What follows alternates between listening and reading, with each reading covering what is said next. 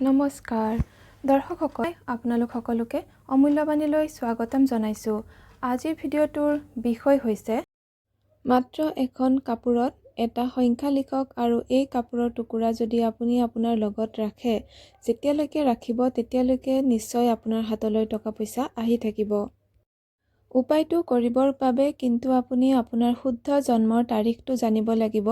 মানে যদি আপোনাৰ জন্মৰ তাৰিখ 19 হয় তেতিয়াহ'লে 9 আৰু 1 যোগ কৰি আপুনি 20 পাব, মানে 2 হ'ব। আপুনি এই সংখ্যাটো লিখিব লাগিব 2।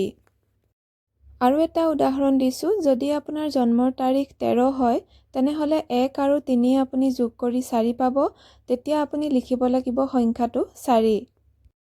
যদি আপোনাৰ জন্মৰ তাৰিখটো এনেকৈ কৰোঁতে 1 ওলায় তেনেহ'লে আপুনি বগা কাপোৰত লিখিব, যদি 2 ওলায় তেনেহ'লে ৰঙা কাপোৰত লিখিব, 3 ওলালে হালধীয়া কাপোৰত লিখিব, 4 ওলালে পাতল নীলা ৰঙৰ কাপোৰত লিখিব, 5 ওলালে সেউজীয়া কাপোৰত লিখিব, 6 ওলালে পুনৰ ৰঙা ৰঙত লিখিব, 7 ওলালে কমলা ৰঙৰ বা হালধীয়া ৰঙৰ কাপোৰত লিখিব, 8 ওলালে নীলা বা ক'লা ৰঙৰ কাপোৰত লিখিব, 9 ওলালে পুনৰ ৰঙা ৰঙৰ কাপোৰত লিখিব।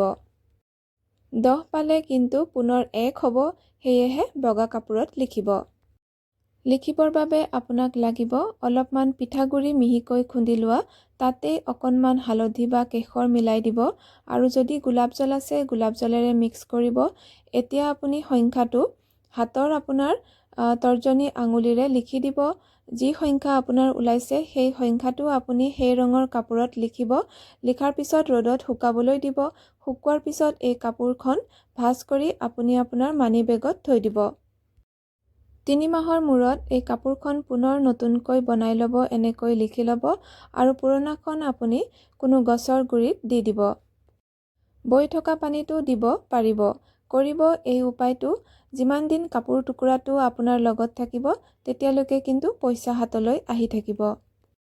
দৰ্শকসকল আজিৰ ভিডিঅ'ৰ ইমানতে সামৰণি মাৰিছোঁ। ধন্যবাদ।